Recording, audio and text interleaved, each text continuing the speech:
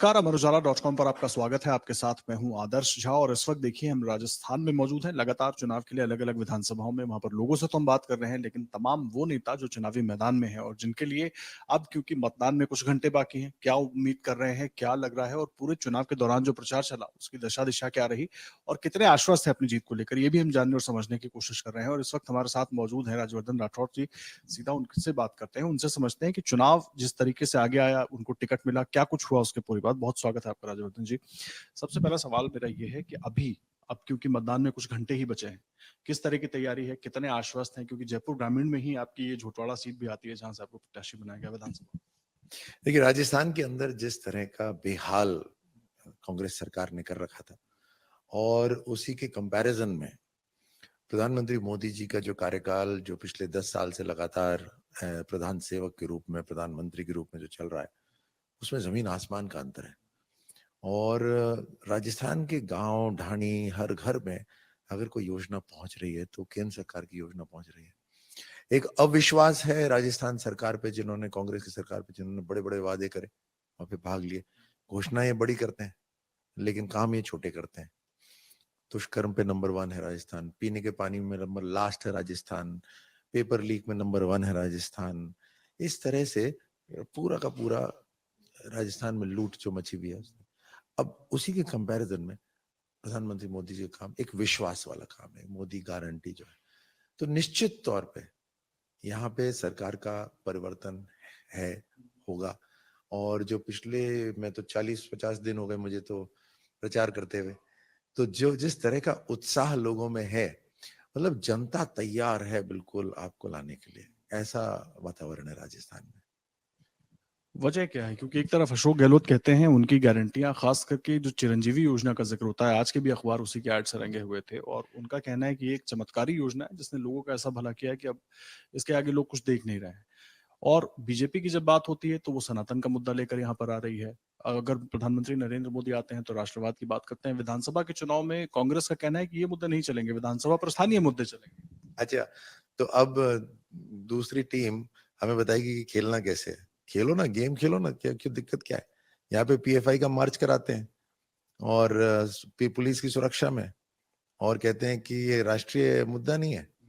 यहाँ पर ये तुष्टीकरण की राजनीति करते हैं, अलगाववाद यहाँ करेंगे, गर्दन काटी जाती है। अलगाववादी यहाँ पे अलग अलग तरह की धमकियां देते हैं पुलिस थाने में खड़े होकर। सनातन को डेंगू, सनातन को मलेरिया कहते हैं और फिर बोलते हैं हम सनातन वाली बात लेकर आ रहे हैं, हम धर्म वाली बात लेकर आ रहे हैं। हम तो विकास की बात कर रहे हैं। हम तो हम मैंने अभी थोड़ी देर पहले कहा, एक एक योजना जो गांव गांव ढाणी पहुंच रही है, सारी हमारी योजना है। प्रधानमंत्री मोदी जी के अंदर जनता का पूर्ण विश्वास है। तो विश्वास किस वजह से है? इसी वजह से, क्योंकि उन उन परिवारों के साथ जो खड़ा है आज, वो प्रधानमंत्री मोदी जी हैं। कोई बात करने का कोई है ही नहीं मुद्दा। आप जो घोषणाओं की बात कर रहे थे, गारंटी की बात कर रहे थे, अरे गारंटी का चोगा पहना दो तो अंदर कुछ नहीं हो, कोई कंटेंट ही नहीं हो, तो काय की गारंटी? एक बार झांसे में आ गए, 1 से 10 तक गिनती करूंगा और फलाना ढिमकाना हो जाएगा, क्या हुआ? 19,000 लोगों की जमीन कुर्क हो गई। हाँ, वो इसी भरोसे में थे कि हमारा लोन माफी हो जाएगा, युवाओं को मैं पूरी रक्षा करूंगा। 19 बार पेपर लीक हो गया, पैसे तो बर्बाद होए, समय की भरपाई कौन करेगा? ये तो बच्चा ही है, ये जीवन भर बच्चा ही रहेगा इनका लीडर।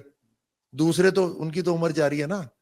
अगर जिसकी उम्र सरकारी नौकरी से पार हो गई इनके 19 पेपर लीक की वजह से, पेपर रद्द होने की वजह से, उसकी भरपाई कौन करेगा? अच्छा, ये पेपर कहां लीक हो गए, किसकी एकेडमी में जा रहे हैं, जरा वो भी तो तहकीकात कर लें कि किसकी एकेडमी में जा रहे हैं, किसको फायदा हो रहा है पैसे का। तहकीकात नहीं करेंगे, सीबीआई नहीं आएगी, क्योंकि हम राजस्थान की राज्य सरकार है, हमारा अधिकार है, सीबीआई नहीं आएगी। ठीक है भैया, नहीं आएगी तो कभी तो ईडी आएगी, या अपने चमड़े के सिक्के चलाते रहोगे? को लेकर ये लोग सवाल उठा रहे हैं बार बार और उसी लिए निशाना भी साध रहे हैं। साथ ही साथ एक चीज और, लाल डायरी की बात हो, पेपर लीक की बात हो, वो इतना बड़ा मुद्दा चुनाव में दिख क्यों नहीं रहा? शहरों में दिख सकता है, नेताओं के भाषणों में दिख सकता है, लेकिन जब आप गांव में जाएंगे, गांव में जाकर जब हम लोगों से बात कर रहे हैं तो शायद ये मुद्दा हम समझ नहीं पाए या समझाया नहीं गया उनको ठीक से। देखिए, 4.5 साल काम नहीं करा इन्होंने, कोई तहकीकात नहीं करी, पेपर लीक हुए, रद्द हुए, एक ही परिवार के लोग आए, आरएएस के अंदर पास हो जाते हैं। इतना सारा स्कैम हुआ, इन्हीं के विधायक बोलते हैं आप ही के मंत्री, सरकार के अंदर मंत्री खनन माफिया है। मुझे बताओ 4.5 साल जब इन्होंने नहीं करा, फिर टाइमिंग की क्यों बात करते हैं? उस समय सीबीआई को अलाउ क्यों नहीं करा? कर देते।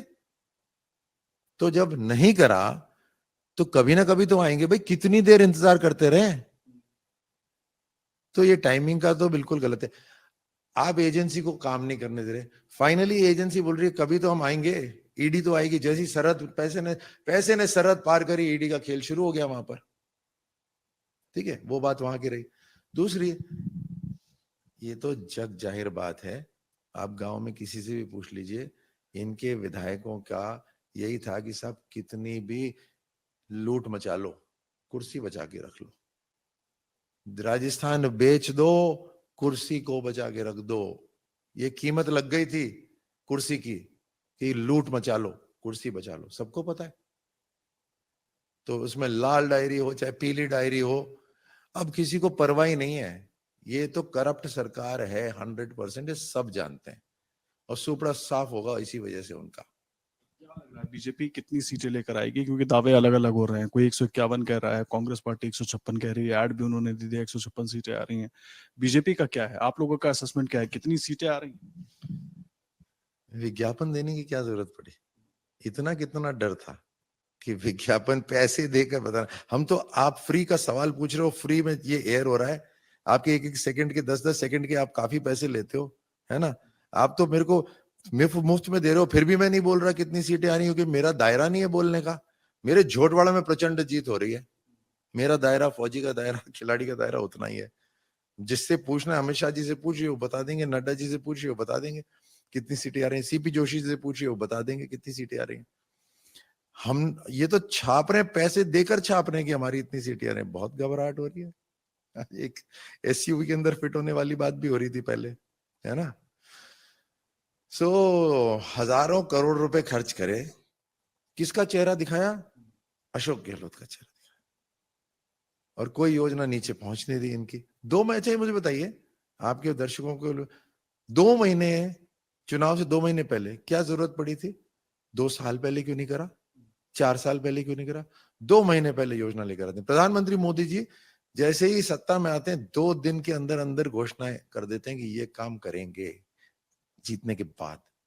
ये उससे पहले, और वो भी 4 साल, 4.5 साल जब सरकार हो गई। तो ये सब आपको पता है। थोड़ा सीट की बात कर लेते हैं। यहाँ पर कहा जा रहा है मुकाबला त्रिकोणीय हो गया, अभिषेक चौधरी हैं, आशु हैं, राजपाल जी तो चलिए मान गए, किसी तरीके से शांत हो गए, वो भी एक विवाद शुरुआत में देखा गया था। सब त्रिकोणीय ही है या आपको लग रहा है कि एक तरफा है? आपकी तरफ से क्या है? क्योंकि जो बाहर बाहर अगर लोगों से बात करें, दूसरी पार्टियों के लोगों से बात करें, तो कोई टक्कर बताता है, कोई त्रिकोणीय बताता है। कितने ही खिलाड़ी आ जाएं सामने, सारे ये 2-2, 3-3 जितने जितने भी आ जाएं, सब एक ही टीम के चट्टे बट्टे हैं सारे के सारे। सब कांग्रेस फंडेड। अब नाम नहीं लेता मैं कौन फंड कर रहा है इसको, कौन कौन लोग लगे हुए हैं।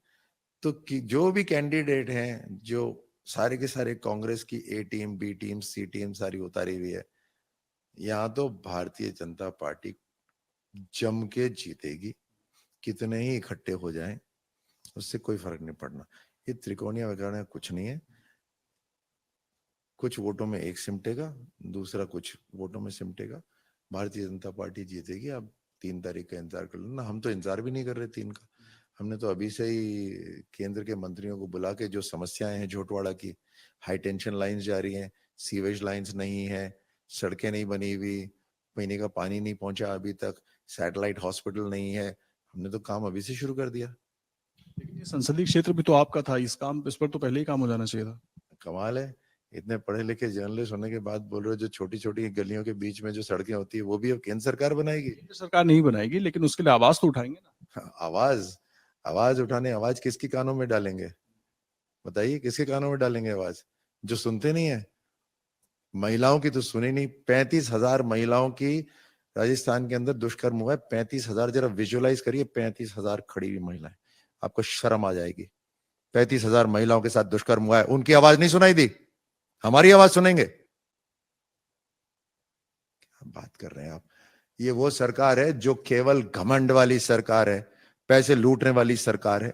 इनको अपने 5 साल निकालने, इनको पता ये दोबारा नहीं आने वाले।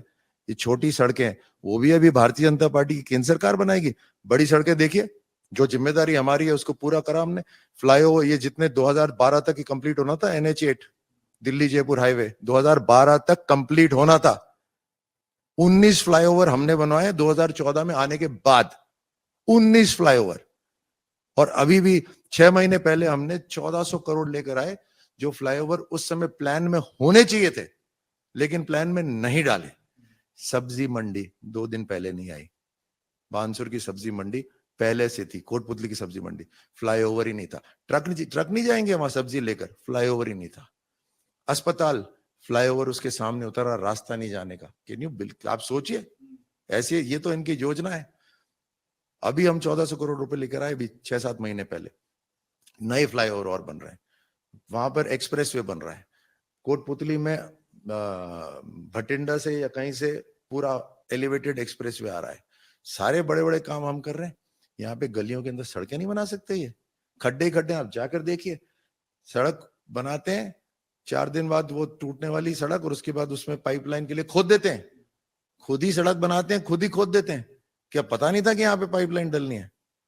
या योजनाबद्ध तरीके से हो रहा है? पैसे कैसे हजम करे जाए? किसको आवाज दें?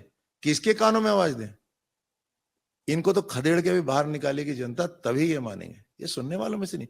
ये जब राहुल गांधी की नहीं सुनते तो हमारी सुनेंगे। एक आखिरी सवाल आपसे मैं जानना चाहूंगा सीधे तौर पर, अब राजस्थान में अगर सरकार बनने की स्थिति आती है तो राज्यवर्धन राठौड़ साहब की भूमिका क्या होगी उसमें? क्या कुछ बड़ी भूमिका पहले से तय है? क्योंकि इसको लेकर के भी चर्चा है, जिस तरीके से लिस्ट में पहले आपका नाम आया, तमाम लोगों के नाम आए जिनको दिल्ली से यहाँ पर भेजा गया वापस, क्या भूमिका देख रहे हैं आप? देखिए, सबसे पहले तो यही सवाल कम से कम 10-15 लोगों से पूछा जा रहा है। इसका मतलब अच्छी लीडरशिप है राजस्थान की भारतीय जनता पार्टी की, कि हम कोई जिम्मेदारी मिले तो कर सकते हैं। अच्छा है, अब सीनियर लीडर्स हैं, हमसे भी आगे सीनियर लीडर्स हैं, पार्टी डिसाइड करेगी जिसको करना है। हमें तो 23 का बोला, 23 लड़ना है। हम तो फौजी हैं, सोल्जर हैं, तैयार हो गए। मेरा तो पॉलिटिकल अस्तित्व पूरा भारतीय जनता पार्टी से है। तो पार्टी बोलेगी 23 लड़ो, लड़ लेंगे। बोलेंगे 23 और 24 दोनों नहीं लड़ो, किसी दूसरे को लड़वाओ, तो लड़वा देंगे। हमारा तो पूरा का पूरा भारतीय जनता पार्टी का काडर अनुशासित है। और मशीन के अंदर हर ऊर्जा पुर्जा महत्वपूर्ण होता है। तो पार्टी ऐसी है जहां डिसाइड करती है, पूरा कैबिनेट हटा दो, पूरा कैबिनेट हट जाता है, उसके बावजूद प्रचंड जीत आती है। ये ताकत है पार्टी की। देखिए, पार्टी तय करेगी, जिस तरीके से राज्यवर्धन सिंह राठौड़ कह रहे हैं कि पार्टी तय करेगी भूमिका क्या होगी, और साथ ही साथ बहुत महत्वपूर्ण हो जाता है, उत्साहित हैं कि जीत होगी और पूरे जोश में भी दिखाई दे रहे हैं, तैयारी को लेकर के भी आश्वस्त हैं। अब क्योंकि मतदान में बहुत कम समय बचा हुआ है, जनता को फैसला करना है और जनता का फैसला आखिरी होगा। उससे जुड़ा अपडेट भी 3 दिसंबर को आप तक पहुंचाएंगे, लेकिन फिलहाल के लिए धन्यवाद। अगर आप ये वीडियो YouTube पर देख रहे हैं तो हमारे चैनल को सब्सक्राइब करें और बेल आइकन को दबाना ना भूलें। अगर आप Facebook पर ये वीडियो देख रहे हैं तो हमारे पेज को लाइक करें।